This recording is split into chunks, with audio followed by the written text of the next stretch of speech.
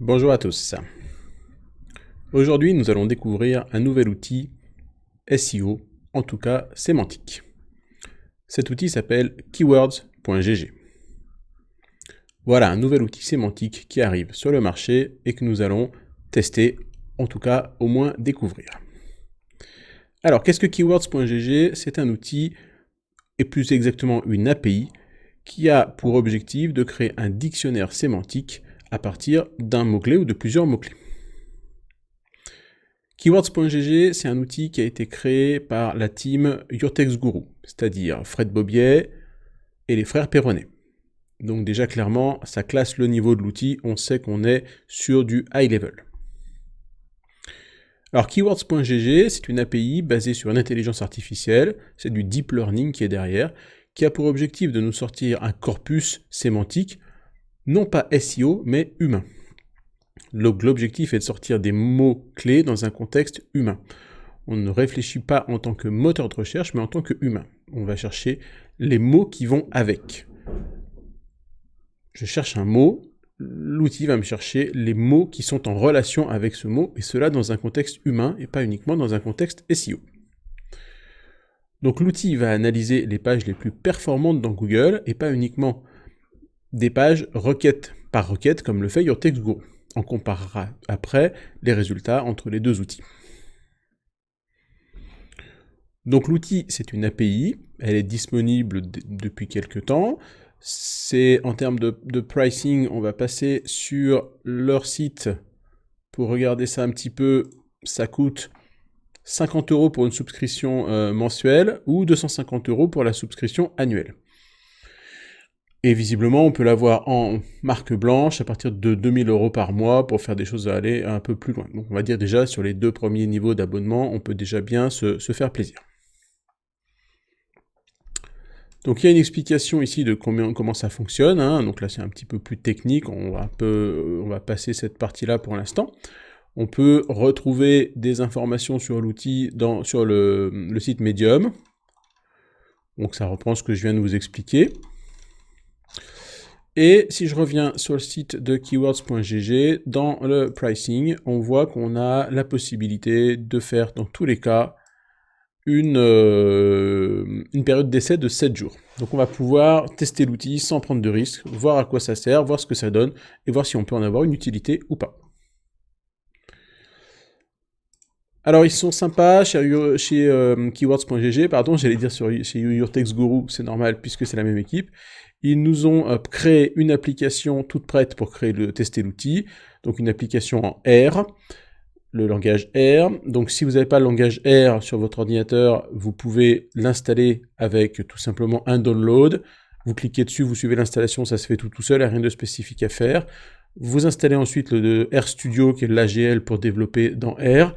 Là c'est pareil, vous installez, il n'y a rien à faire, ça se passe tout seul.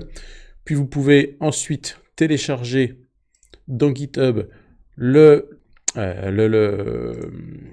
d'exemple, ici, hein, donc dans keywords.gg, le programme d'exemple, vous pouvez télécharger ici en faisant clone or download. Une fois que vous avez installé, téléchargé l'exemple, vous le copiez sur votre ordinateur, vous l'ouvrez avec RStudio, vous mettez à jour votre clé de licence dans le fichier clé.r, et c'est parti, vous pouvez lancer l'outil. Et voilà ce que ça donne. Hop, vous arrivez sur un outil, donc tout préparé, d'exploration, on peut faire du français et de l'anglais, on tape la requête, on peut exclure des mots, bon, c'est un outil d'exemple, hein. On peut lancer une largeur de l'exploration de 1 à 20, une demi-seconde en plus par unité. Bon, je vais la changer un peu, je vais mettre 5, on va voir ce que ça donne. Alors bon, si je vais le relancer avec 1, vous allez voir, le résultat est instantané. Développement, Android, site, page, digital, contenu, pour le mot-clé Google. Je vais essayer avec 5 pour voir. Donc forcément, c'est un petit peu plus long, mais on a du coup beaucoup plus de résultats. Donc si je cherche Google, les pages les plus performantes contiennent les mots résultats, chercheurs, coronavirus, service, etc., etc. C'est intéressant, et donc on peut aller comparer avec YourTextGuru pour cette même expression. Je reviens ici. Si je vais voir les résultats du TextGuru pour Google, Je trouve Google, Meet, données, services, recherche, Apple, services, etc. Donc, c'est pas exactement la même chose. Il y a des termes qui sont plus humains et d'autres plus SEO. Alors, on va refaire un autre exemple. On va tester... C'est les exemples qu'eux nous donnent. Hein. Donc, je vais tester l'exemple choucroute. Hop, choucroute. C'est parti. Je vais laisser 5.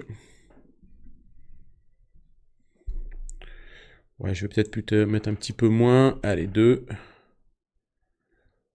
Fleurs, Alsace, peau, gaz, plat, choucroute, eau, chou, alcool, vin, eau. Si je compare avec Your Text Guru, pour l'expression choucroute, choucroute, recette, chou, Alsace, recette, eau, cuisson. Bon, c'est pas exactement le même résultat. Allez, on va en faire un petit dernier. On va tester dans R, eh bien par exemple, cocon sémantique.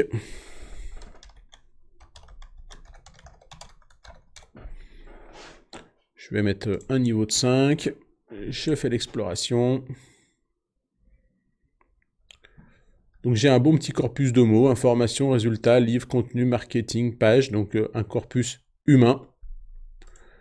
À comparer ici avec mon corpus dans Your Text Guru. On y va, cocon sémantique. Cocon sémantique, page, lien, SEO, cible Google. Donc on voit que c'est en effet un peu différent.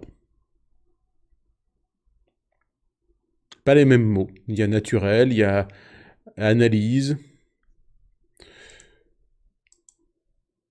Voilà. Bon après, si vous voulez développer vous-même votre outil, c'est très simple. Hein. L'API est vraiment ultra simple. Vous voyez ici comment l'utiliser. Et il y a un deuxième point d'entrée pour bosser sur les entités nommées. Donc si je lance par exemple la même chose sur une recherche d'entité nommée sur choucroute, je vais tomber sur Grande Muraille de Chine, choucroute, Mulhouse, Colmar, Strasbourg, Alsace, etc. etc. Donc soyez pas étonnés sur Grande Muraille de Chine. Hein. On sait qu'historiquement c'est les Chinois qui ont inventé la choucroute, étaient des travailleurs sur la Grande Muraille qui ont inventé la choucroute. Donc ça, c'est vrai que c'est des choses que Your Text Guru ne nous trouve pas et que cet outil-là nous trouve. Alors, est-ce qu'il faut s'abonner à cet outil-là? Est-ce que c'est important? Est-ce que c'est accessoire? Est-ce que c'est gadget? Là, très franchement, j'ai pas assez de recul pour l'instant pour le dire. En tout cas, quand on sait les personnes qui sont derrière, on peut imaginer qu'il y a quand même une vraie plus-value sur cet outil.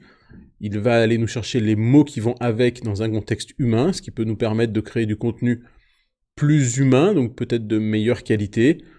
Ça permettra peut-être demain d'être moins sujet à des mises à jour de Google, puisque Google va certainement lui aussi aller dans ce sens, d'être de plus en plus humain et d'apprendre en deep learning des expressions, des contenus de plus en plus humanisés.